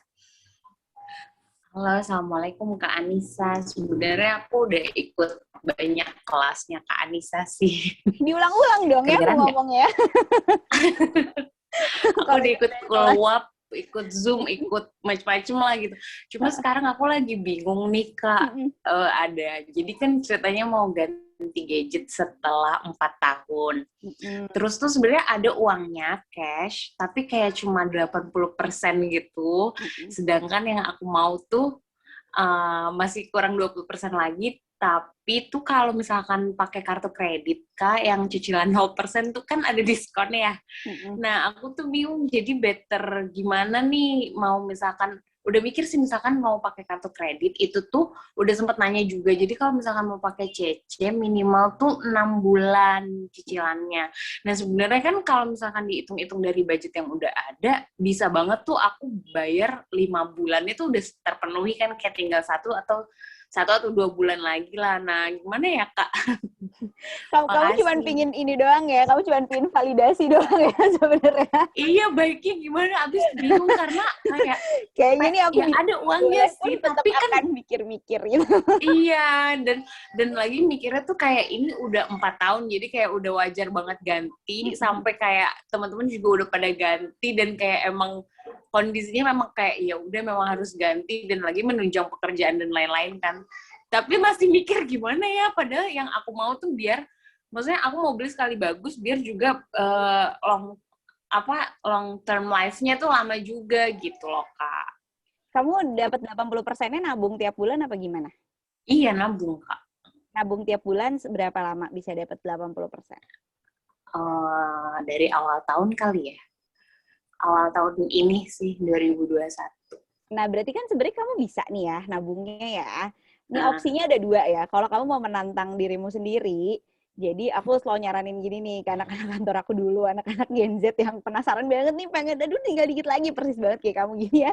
Jadi adalah uangnya yang 80%, kamu investasiin. Jadi uangnya kamu masukin ke reksadana pasar uang. Habis itu, kamu beli handphonenya nyicil 6 bulan. Toh kamu kemarin-kemarin bisa nabung. Berarti kan tandanya kamu juga bisa menyisihkan untuk si bayar cicilannya ya. Nah, nanti setelah 6 bulan, kamu akan punya handphone dan kamu punya investasi. Itu kalau kamu mau menantang dirimu sendiri ya. Karena buktinya kemarin kamu bisa nabung. Kalau sekarang kamu nggak nabung, kalau sekarang kamu dibelikan uangnya nggak tahu bakal kemana kan. Nah, itu sih gitu sebenarnya kan yang aku mikir. Jadi tuh, apa misalkan bisa ya kita kayak Kanisa bilang nih, dimasukin aja ke rekening kartu kreditnya, tapi aku juga masih mikir nggak tahu mekanismenya gitu, belum pernah gitu Kak. Nah gitu, jadi itu tantangan kan ya kalau itu ya. Jadi kamu akan terpaksa lagi menabung padahal kamu bayar cicilan gitu. Tapi setelah 6 bulan kamu akan punya handphone dan kamu punya investasi. Itu kalau kamu mau menantang dirimu sendiri untuk mulai nabung. Tapi kalau misalnya kamu sabar sedikit, toh tinggal 20% lagi, paling 2 bulan lagi, meskipun emang cranky banget sih, aku ngerti ya, handphone gak enak itu. Jadi, kalau kamu sabar sedikit, itu bisa juga nabung 100%. Atau opsi lainnya seperti aku tadi, tapi itu ada risikonya, jadi kamu nggak bisa cicilan 0%, kamu mau bayarin semua ke si kartu kredit itu nggak bisa. Nah, itu nggak bisa kan? Iya, jadi yang ada adalah kamu akan bayarin semuanya, tapi itu akan jadi deposit di kartu kredit kamu, dan kamu tuh malah bisa pakai untuk hal yang lain, ngerti nggak? Jadi nah itu jadi ada godaan gitu kan? Iya, makanya. Jadi kalau kamu mau menantang diri sendiri sih, ya udah uang yang kamu kumpulin sekarang kamu masukin ke investasi yang nggak bisa diambil. RDPU ya Kak? Kamu nyicil handphone, 6 bulan 0%, jadi kamu akan terpaksa nabung lagi 6 bulan. Setelah 6 bulan kamu handphone punya, uang juga tetap ada. Oh gitu, oke. Berarti Berani nggak RDPU tapi? ya Kak ya? RDPU RDPU ya? aja, maksudku biar uangnya nggak habis gitu loh, nggak hilang, Iya, dan makanya 6 bulannya bingung gampang kan. dipakai. Iya, itu aja sih Kak. Oke deh, makasih ya Kak pencerahannya. Setelah 6 bulan uang yang di RDPU akan nambah loh. Iya, pasti sih. Aku udah nyoba juga RDPU sih, tapi kayak iseng-iseng kan, masih sedikit-sedikit aja kayak buat ngerasain RDPU, RDPT, saham gitu. Karena kan harus pakai uang dingin ya Kak. Kebetulan tuh ada uang-uang dingin, ya udahlah aku coba-coba gitu. Ya. Oke, makasih Kak. Ya. Thank you Mbak Rizka untuk pertanyaannya dan juga Mbak Nisa buat jawaban ini. Teman-teman yang pada mau beli gadget baru bisa juga ya jadi salah satu inspirasi kalau memang mau beli ya kira-kira caranya akan seperti ini. Oke, ini pada nggak sabar masih ada banyak pertanyaan ya ke Mbak Nisa. Kita lanjut ke Mbak Wanda pertanyaannya. Jika saat ini saya masih kerja kantoran, lalu ada rencana resign dari kantor dengan plan yang lain, jadi berdagang, terus ngajar. Nah, yang mana plan itu kalau diproyeksikan sekarang, penghasilannya nggak sebesar waktu di kantor. Nah, tahapan seperti apa sih yang harus disiapkan, dan ada nggak sih hitungan-hitungan yang bisa dijadikan ancer-ancer nih, biar nanti kalau udah resign itu ada persiapannya gitu. Gitu, Mbak. Ini kegalauan aku ya, aku juga galau resign berbulan-bulan. Jadi kalau mau resign itu yang pertama dipastikan adalah gaji kamu sebenarnya buat apa tiap bulan. Jadi ada nggak sih sebenarnya pos keluarga yang memang keluar hanya dari gaji kamu. Kalau itu nggak dibayar tuh nggak mungkin keluarga ini berjalan gitulah kasarnya. Kamu jadi punya utang misalnya atau ada tagihan nggak kebayar. Tapi kalau gaji kamu sebenarnya buat lifestyle kamu doang, buat jajan, buat belanja, itu sih nggak harus dipikirin ya. Kasarnya ya kamu resign, ya kamu jadi nggak belanja aja gitu. Tapi kalau ada pengeluaran keluarga yang memang kamu tanggung, mendingan ditulis dulu. Jadi ditulis perlunya apa aja, di Excel-nya juga bisa ditulis. Nanti akan ada totalnya keluar berapa. Jadi si total ini harus jadi target bulanan kamu. Jadi mau nggak mau ya penghasilannya harus segitu gitu. Kalau belum siap, maka rencana lainnya adalah kamu kumpulin dulu dana darurat sejumlah itu. Jadi misalnya, oh iya pengeluaran keluarga yang aku tutup setiap bulan tuh 3 juta misalnya gitu. Aku harus nabung dulu nih 3 kali 6 ya, 18 juta, biar selama 6 bulan ke depan, aku tuh bisa nutupin si pengeluaran keluarga ini. Jadi itu juga yang aku lakukan sih. Jadi aku ngumpulin dana darurat dulu, aku juga memproyeksikan akan ngapain dulu, tapi harus udah ada realnya, uangnya harus terkumpul, sehingga saat resign bulan depannya tuh udah nggak bingung mau bayar hal-hal yang selama ini kita bayar dari gaji kita tuh dari mana. Jadi dihitung ya, Mbak Wanda, jangan cuma dibayang-bayang kayaknya cukup deh gitu. Ya nggak tahu ya cukup apa enggak, tetap harus benar-benar semuanya dihitung dulu, kecuali memang gajimu selama ini nggak dipakai buat pengeluaran keluarga. Kalau dipakai buat pengeluaran keluarga, apalagi hal-hal yang krusial ya, kayak bayar sekolah anak, atau tagih KPR misalnya ternyata atas nama kamu dan kamu yang bayar setiap bulannya gitu, tuh kan khawatir banget kalau ternyata resign dan hitungannya nggak masuk gitu. Jadi dihitung dulu aja sebenarnya cukup untuk berapa lama.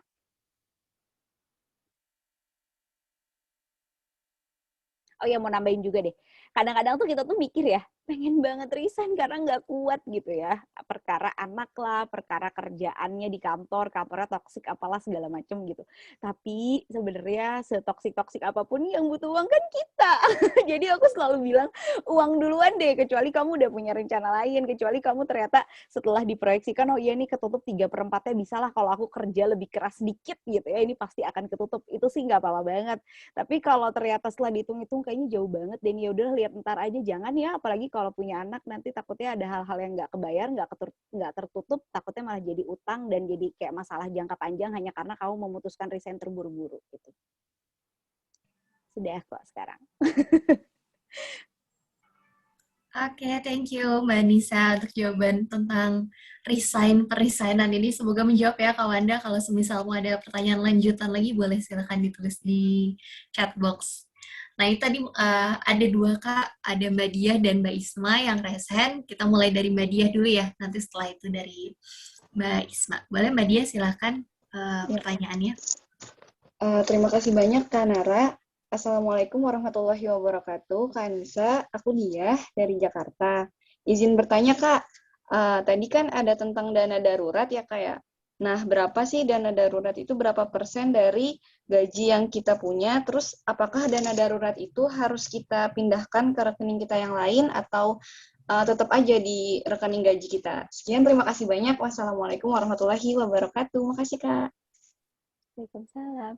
Dia, jadi gini, dana darurat itu konsepnya tuh bisa ditabung sekaligus. Jadi kayak aku bilang tadi ya, THR pokoknya nggak mau jajan deh sama sekali tahun ini. Mau ditaruh semua buat dana darurat, biar langsung full gitu, biar langsung punya ideal gitu ya. Itu boleh. Tapi kalau misalnya kamu mau pelan-pelan, dana darurat adalah tujuan keuangan pertama dulu. Jadi setiap dapat uang nabungnya buat dana darurat dulu deh, 1 kali sampai 3 kali. Kalau punya 1 kali bagus, kalau punya 3 kali jauh lebih bagus. Jadi kamu siap untuk menghadapi kondisi darurat apapun. Dan apakah harus dipisahin? Tentu ya. Jadi kalau aku tuh tipe yang emang misahin semuanya ke rekening tuh sampai banyak banget. Jadi misalnya kartu kredit ada di satu rekening gitu ya, biar kalau tiap pakai aku bayar gitu langsung. Terus ada juga rekening yang buat KPR misalnya, itu juga aku pisahin. Jadi bener-bener aku tuh punya banyak rekening untuk misah-misahin semuanya. Kenapa? Biar gampang self controlnya. Karena kita tahu sendiri ya, kalau udah ada internet bankingnya tuh mau rekening apa juga kita pakai dulu deh nanti diganti gitu. Hal-hal kayak gitu sih yang aku hindari. Meskipun orang bilang, tapi kan biaya adminnya gede banget. Ya mendingan kamu bayar biaya admin deh sebulan 20.000, 25.000 untuk si semua rekening ini, tapi kamu bisa ngontrol semua rekening kamu dengan lebih baik gitu.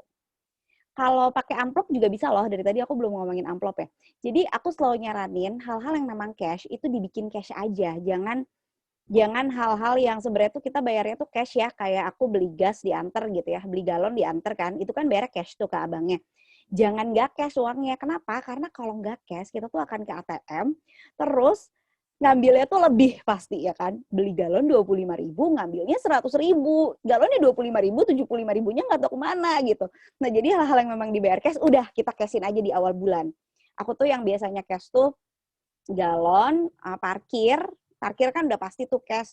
Sama satu lagi, tapi sekarang pandemi jadi jarang banget, bahkan belum pernah, itu ngamplop orang nikahan. Jadi aku udah punya budgetnya setiap bulan, ngamplop orang nikahan ini segini, itu juga budget yang sama untuk kalau ada orang yang melahirkan. Jadi ada teman kita melahirkan, terus kita mau patungan misalnya, atau kita mau beliin kado gitu ya. Nah itu tuh aku udah budgetin sendiri, dan emang aku cash dulu aja, kalaupun memang pada akhirnya akan aku beli online misalnya karena sekarang pandemi kayak gini, ya nggak apa-apa dipakai bayar biasa pakai internet banking. Tapi itu pos itu adalah pos-pos yang tidak selalu ada setiap bulan, tapi ketika ada kita udah ada uangnya gitu. Dan ketika akhir bulan nggak dipakai, ya udah simpan lagi aja buat bulan depannya gitu. Jadi hal-hal yang memang cash dibikin cash aja. Jadi itu juga sih selain memisahkan rekening, juga memisahkan uang cash khusus untuk pembayaran cash gitu. Penting banget nih Mbak Nisa, aku ikutan nyata tuh, walaupun itu pertanyaan Mbak Dia, nggak pernah kepikiran ternyata iya ya, yang dari cash-cash kecil itu bener banget, kita harus KTM, ngambilnya lebih, ntar lebihannya nggak tahu tuh Nggak lari tahu kemana, kemana. iya. Iya, Lebihannya lebih banyak loh daripada yang diperluin biasanya tuh. iya. Dan aku ngeliat juga kayak teman-teman member banyak yang sambil ngangguk-ngangguk ya, berasa semua ternyata ya. Sepemikiran juga. Oke, thank you Mbak Dia buat pertanyaannya. Nah, satu lagi, boleh untuk Mbak Isma, tadi udah sempat raise hand juga. Boleh Bibil Kak Acet untuk di-unmute Mbak Ismanya.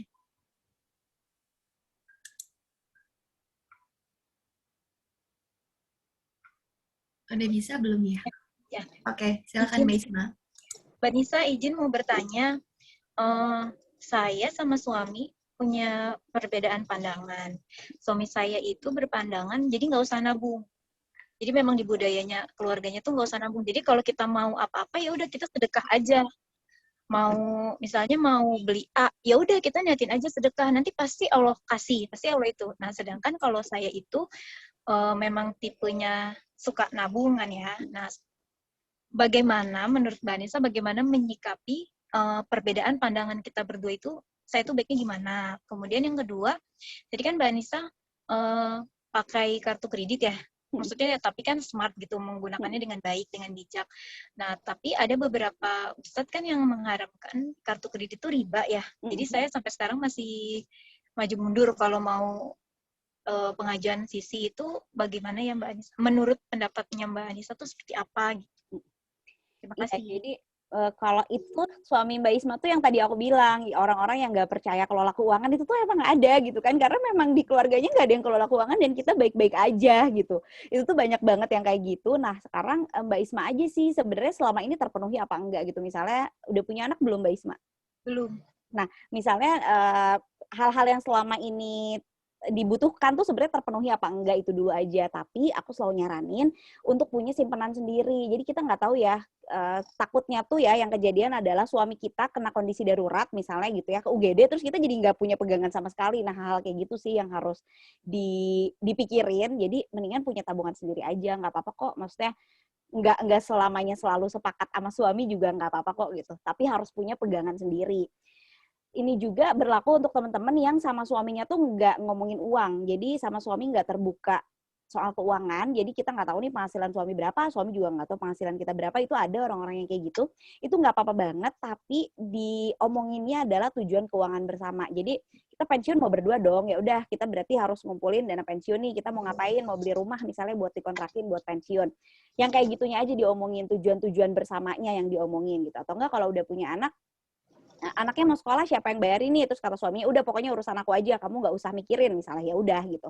Tapi yang diomongin adalah tujuan-tujuan barengnya biar nggak saling ngandelin gitu. Apalagi kalau istrinya kerja ya, si suami bilang lah kamu kan kerja, kok kamu nggak ngumpulin uang pendidikan anak, terus istrinya kayak, hah itu kan anakmu gitu. Kalau nggak diomongin takutnya tuh kejadian hal-hal kayak gitu. Kalau istrinya nggak kerja harus banget punya simpanan sendiri sih. Takutnya ada kondisi darurat yang melibatkan suami, kita nggak punya akses ke rekening suami, kita bisa pakai uang kita itu untuk kondisi darurat. Nah, untuk kartu kredit sebenarnya sih nggak perlu ya. Aku punya kartu kredit tuh karena kartu kredit turunan suamiku dan itu tuh udah kayak dia pakai dari dulu banget gitu. Sekarang tuh udah ada beberapa hal yang udah aku pindahin ke kartu debit. Jadi ada kartu debit yang udah bisa berlaku sebagai kartu kredit gitu. Sebenarnya nggak perlu-perlu banget karena nggak dipakai buat ngutang juga, nggak dipakai buat nyicil juga. Jadi aku pakai kartu kredit itu untuk bayar wifi karena dia diskon. Jadi harganya setengahnya. Terus untuk bayar asuransi jiwa.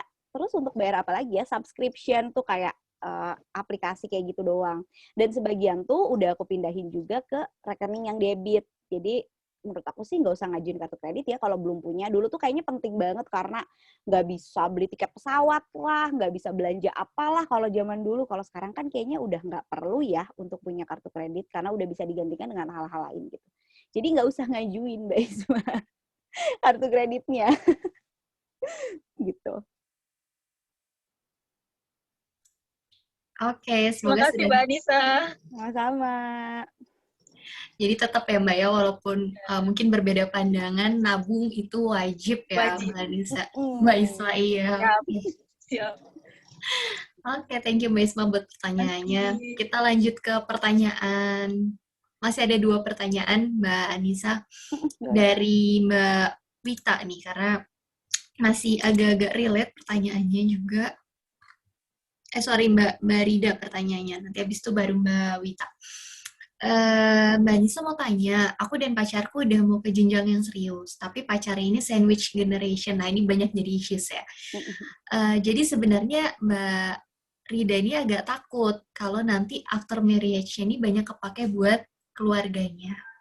Gitu. Baiknya gimana ya Mbak Anissa? Terima kasih.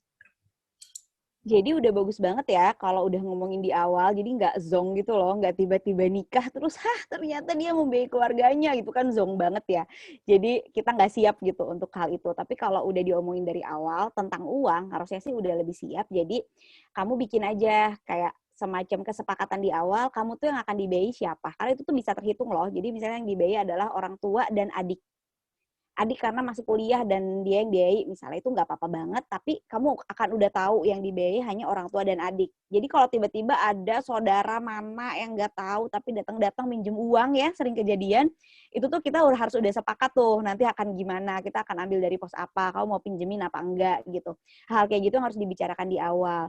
Terus juga akses ya, jadi banyak sandwich generation, terutama yang dari kedua pihak, jadi istrinya sandwich generation, suaminya sandwich generation, tidak mau saling memberi akses ke rekening satu sama lain karena takut baper. Jadi, orang tua kamu kok dikasihnya gede banget, sementara aku cuma bisa ngasih orang tuaku segini gitu.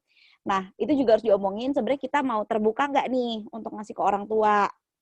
berapa setiap bulannya, batasannya apa, apakah hanya sebatas kebutuhan rutin seperti yang aku bilang tadi, kewajiban dan kebaikan ya. Kalau ngasih kebutuhan rutin, makan, bayar listrik itu pasti kewajiban, tapi kalau kebaikan seperti beliin mobil, terus bayarin liburan, itu kan bukan kewajiban tapi kebaikan, itu harus diomongin dulu, si pacar kamu nih mau sampai mana gitu akan membiayainya. Karena ada sandwich generation yang punya boundaries yang baik sama keluarga, dia dibicarakan juga sama keluarganya bahwa aku akan bantu keluarga ini, tapi uangku terbatas, sehingga aku hanya bisa membantu sebatas ini tuh ada. Tapi ada juga yang modelnya, ya nggak apa-apa lah pokoknya kalau ngebantuin keluarga pasti rezeki kita ada aja gitu. Tapi ternyata keuangan keluarga sendiri juga berantakan karena semuanya tuh nggak terbudgeting dengan baik gitu. Jadi kamu harus ngomongin dulu ke pacar kamu, dia mau bantu apa aja buat keluarganya, sepakatin dari awal, nanti yang dikasih ke kamu, misalnya kamunya nggak kerja gitu ya, yang dikasih kamu berapa banyak. Jadi udah jelas nih dari awalnya, meskipun ya mungkin akan terjadi hal-hal yang konflik sebenarnya tuh baru akan kejadian saat nikah gitu ya. Tapi nggak apa-apa, dicoba aja. Dan pesan aku sih, kamunya harusnya kerja ya kalau pacar kamu sandwich generation, karena akan berat banget sih pacar kamu misalnya membiayai keluarganya dia sendiri, yaitu kamu, dan membiayai orang tuanya juga. Jadi sebisa mungkin penghasilannya lebih dari satu, sehingga nanti kamu juga bisa membiayai keluarga kamu gitu.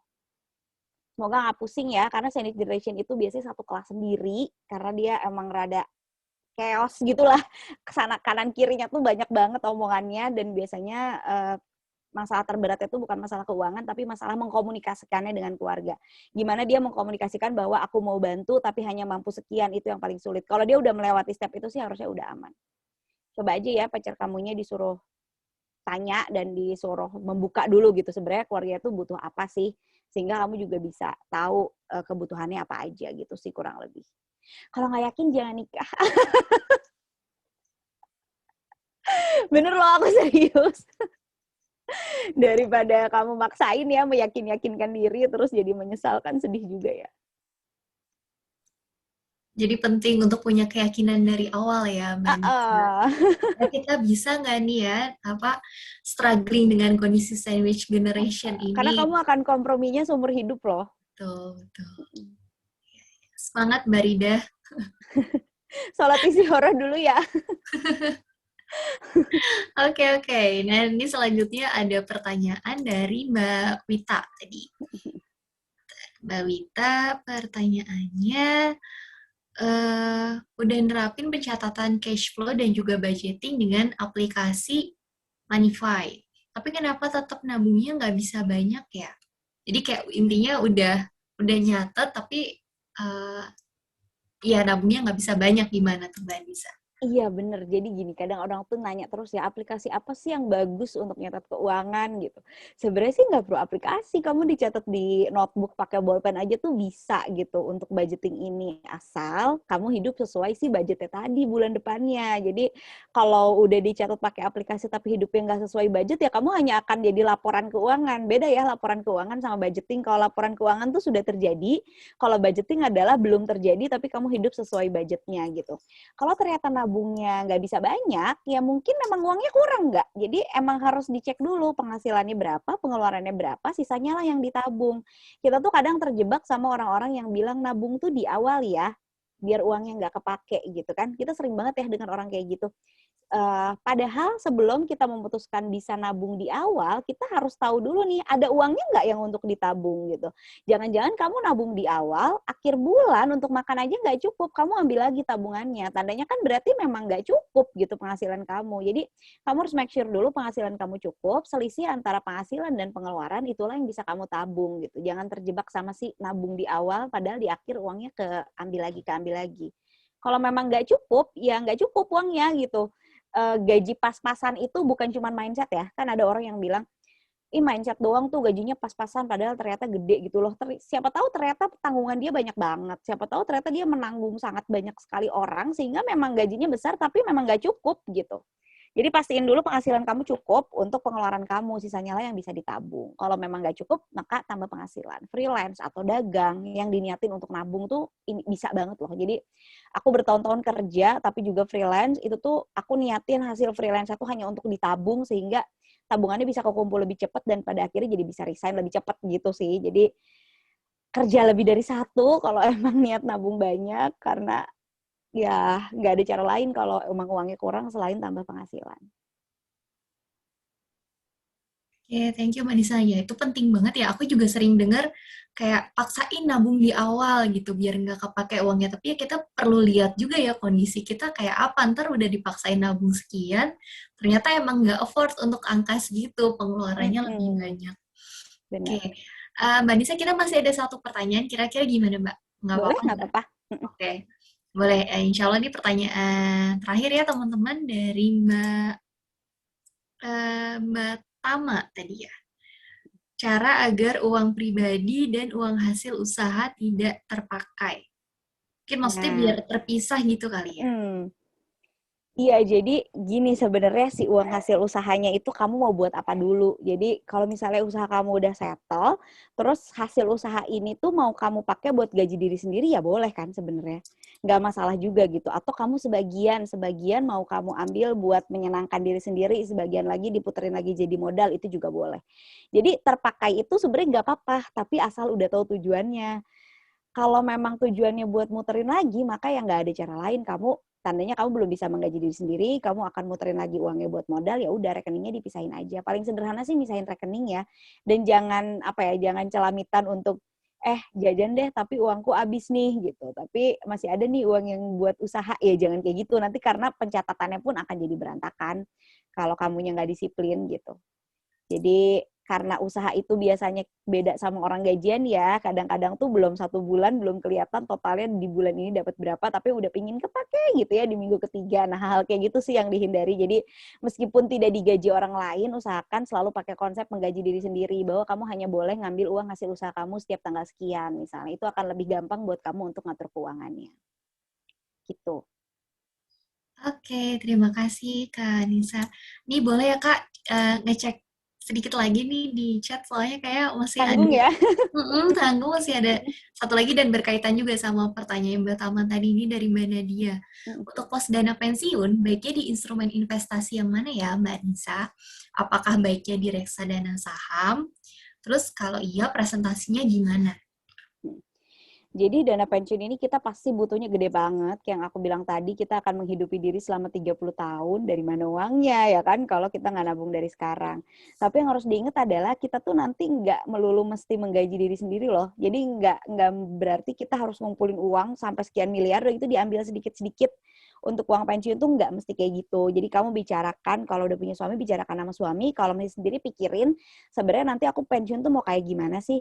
Aku pensiun mau dari uang kontrakan misalnya kayak orang tua zaman dulu nih kayak ibu aku, ya berarti kamu niatin uang pensiunnya adalah membeli kontrakan. Jadi kamu bikin target mau beli kontrakan sekian pintu harganya sekian, itulah target dana pensiun kamu.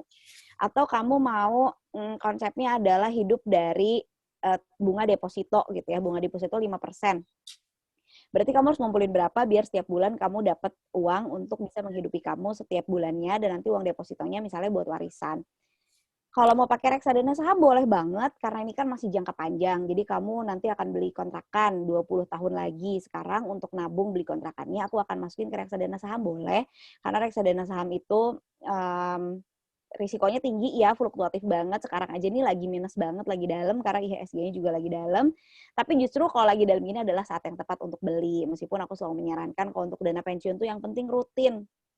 Jadi, kayaknya aku ada slide-nya deh. Iya, terus malah pertanyaan terakhir tapi pengen kasih slide.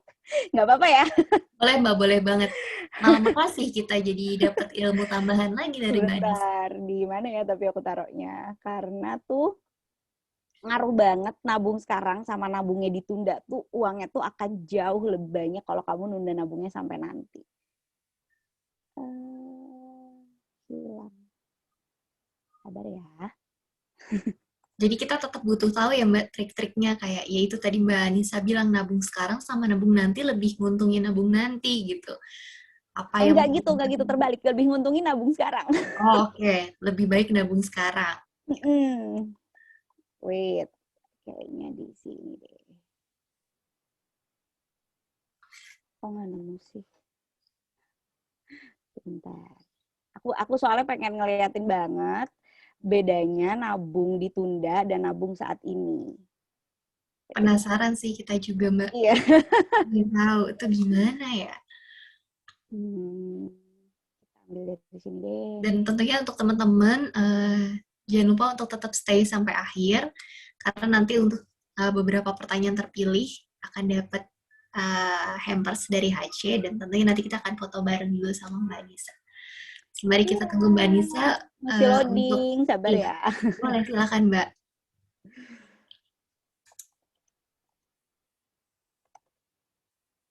Ini dia, udah ketemu.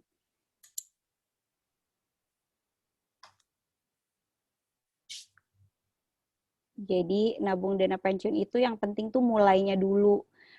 Misalnya mau dari 100.000 gitu ya, sebulan itu nggak apa-apa banget, tapi dimulai. Dia, misalnya kamu punya, bentar, belum ke share screen-nya.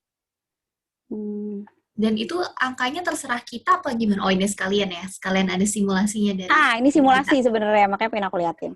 Jadi misalnya target dana pensiunnya 3 miliar di usia 60 tahun. Di usia 60 tahun, 3 miliar ini bisa kamu belikan rumah gitu ya, atau enggak dibelikan kontrakan, atau enggak dibelikan ruko. Sehingga setiap bulan kamu hidup dari si uang sewanya gitu. Nah, kalau kamu sekarang usianya 22, kamu menabung selama 38 tahun, untuk bisa dapat 3 miliar itu kamu hanya perlu nabung 400.000 flat. Jadi ya udah, sampai umur 60 kamu nabungnya 400.000 aja. Tapi kalau sekarang usia kamu 41, kamu menabung sampai usia 60 tuh 19 tahun, yang harus kamu tabung tuh 4 juta per bulan. Sekarang mungkin kalian mikirnya, ya nggak apa-apa lah, umur 41 kan penghasilan juga udah lebih besar gitu ya, nggak apa-apa lah nabungnya 4 juta. Tapi bayangin kalau di umur 41 kamu hanya harus nabung 400.000, karena kamu udah nabung duluan dari umur 22, itu akan lebih ringan. Karena durasi menabungnya setengahnya, yang harus ditabung bukan 2 kali lipatnya, tapi 10 kali lipatnya. Jadi kamu nabung setengahnya dalam ukuran jangka waktu, tapi kamu nggak jadi nabung 800.000 per bulan, tapi jadi 4 juta. Kebayangkan berat banget gitu. Jadi itulah sebabnya penting banget nabung duluan di awal untuk dana pensiun. Kalau misalnya 400.000 terlalu berat, ya udah 100.000 dulu aja. Tapi dimulai. Jadi tahun depan penghasilannya naik jadi 200.000. Bulan depan penghasilannya naik jadi 300.000 misalnya. Tapi kita udah punya set bahwa kita udah punya nih pos dana pensiun, kita udah siap nih kapan aja penghasilan naik, kita bisa naikin si tabungannya tadi gitu. Jadi yang penting dimulai dulu. Boleh di mana aja, yang penting mulai. Aku selalu bilang kayak gitu. Kalau misalnya kalian ragu, aduh belum ngerti nih reksadana saham, mulai dulu aja di mana sambil belajar. Nanti ketika udah paham baru boleh dipindah gitu. Dan semua ada versi syariah ya di Indonesia ini. Sudah sangat syariah friendly banget gitu. Reksadana udah ada yang syariah, saham juga ada yang syariah. Jadi nggak perlu khawatir. Tapi kalau misalnya, tapi aku nggak mau sama sekali Kak, aku misalnya lebih suka di emas aja gitu, boleh banget. Jadi kamu tinggal dibalik aja. 3 miliar itu setara dengan berapa gram emas, kamu tarik mundur terus sehingga kamu setiap bulan harus nabung berapa gram emas, itu juga nggak masalah. Jadi sesuai keyakinan dan kenyamanan masing-masing aja. Oke, thank you Mbak Nisa. Dan berarti kalau kayak gitu nabungnya tuh rutin ya Mbak ya angkanya? Maksudnya kayak setiap bulan samain aja? Dibikin auto debit aja biar nggak pusing. Sip. Udah menarik banget nih, langsung kayak bawaannya kepingin nabung aja kalau kayak gitu. Lupa dulu sih sama pengeluarannya yang segala macam itu. Iya. Oke, ya ini kayaknya pertanyaannya udah semua dibacain. Nah, sekarang aku mau umumin 3 pertanyaan terpilih versi teman-teman Komite HC. Ini ada pertanyaan dari Mbak Rizka, dari Mbak Wanda, dan juga dari Mbak Nadia. Nah, ini teman-teman yang terpilih boleh nanti direct message ke Komite HC untuk kasih tahu alamat dan kontak nomor handphonenya ya, biar bisa dikirimin hampers dari HC. Gitu, teman-teman. Oke, terima kasih ya untuk kesediaannya teman-teman pada pagi hari ini. Ini libur panjang yang sangat bermanfaat. Kita dapat banyak ilmu dari Mbak Anissa. Terima kasih banyak Mbak udah sharing. Berasa banget kalau sharing, tapi yang nyampe ini tuh emang passionate gitu untuk berbagi ilmu. Jadi kayak ikut semangat ya teman-teman kita semua untuk belajarnya, nggak ngantuk, nggak capek, ikut ya seru deh bawahnya. Dan apalagi tentunya kalau ikut acaranya HC, HDO ini, teman-teman pastinya bisa langsung sambil praktek. Tadi aku udah share ya untuk tabel Excel-nya, nanti teman-teman bisa mulai belajar isi. Mungkin kalau nanti bingung, boleh ya Mbak ya, DM ke IG-nya Mbak Anissa, atau mungkin kalau berkenan nanti bikin tutorial cara ngisinya gimana, bisa diposting di Instagram-nya HC. Gitu. Oke, sebelum kita tutup acara di pagi hari ini, boleh teman-teman yang bisa on cam, kita on cam dulu untuk kita screenshot fotonya pagi hari ini. Oke, itu yang bantu screenshot siapa? Kak Nisa? Oke, dari Bibil atau dari Kak Astrid ya? Iya, aku aja, Nar. Oke. Boleh. Teraba-abanya dari Bibil ya berarti? Oke. Oke, makasih. Udah siap semua ya. Oke, kayaknya masih ada beberapa Bil. Di bawah nih aku. Masih ada sekitar Oke. ada 15-an orang lagi nih belum nyalain kamera. Ya, Termasuk aku. Oke. Kayak boleh deh Bil nih udah ready semua. Udah ya? Oke. Oke. Sebentar. Ya, 1, 2, 3. Lagi ya, sekali lagi. 1, 2, 3. Oke. Oke, makasih banyak Bibil, makasih banyak Mbak Anissa sekali lagi dan teman-teman komite, terus juga teman-teman member yang udah hadir. Tadi aku belum nyampein summary, tapi mungkin nanti bisa ditambahin sama Mbak Anissa ya kalau kurang. Tentunya kalau kita mau memulai tentang financial planning, kita lihat lagi tuh piramidanya dari bawah, apakah sudah terpenuhi, baru nanti mulai dana darurat sampai yang ke atas-atasnya tuh bertahap ya Mbak Anissa ya. Jadi nggak langsung kayak apa sih lompat-lompat gitu. Terus utang diperbolehkan asalkan utangnya sehat ya, dan kalau bisa jadi aset juga nantinya buat kita. Dan pastikan ya pemasukan harus lebih besar dari pengeluaran, karena kalau finansial yang sehat ya begitu gitu adanya. Kalau kurang ya coba cari penghasilan tambahan lainnya. Terus apa lagi ya, saking banyaknya catatanku, dana darurat jangan dicampur sama dana bulanan biasa, dan idealnya 3-6 bulan dari pengeluaran bulanan kita ya Mbak Anissa. Oke deh. Kira-kira mau ada tambahan dari Mbak Nisa atau ada closing statement sebelum kita tutup sesinya? Jangan lupa praktek. Kadang-kadang abis kelas kayak gini tuh semangat gitu ya, tapi besok udah loyo lagi gitu. Besok udah nggak semangat lagi. Jadi konsisten itu lebih penting, dan mulai juga nggak kalah pentingnya. Jadi mulai dulu aja dan konsisten untuk jalaninnya. Oke, terima kasih Barokallah Mbak Nisa. Mulai aja dulu ya teman-teman, dari sekarang habis ini langsung bikin tuh di tabel Excel yang udah dikasih sama Mbak Nisa. Ya jangan lupa di-download ya, ada di chat box, dan mungkin nanti sama teman-teman komite di-share juga ya di grup WhatsApp. Tuh. Oke deh teman-teman, terima kasih banyak untuk sedianya hari ini. Insya Allah kita jumpa lagi di kesempatan yang lainnya. Saya Nara, mewakili teman-teman komite HC yang bertugas pada pagi hari ini. Mohon maaf kalau ada kurang-kurang. Insya Allah sampai ketemu lagi. Terima kasih Mbak Nisa juga. Wassalamualaikum warahmatullahi wabarakatuh.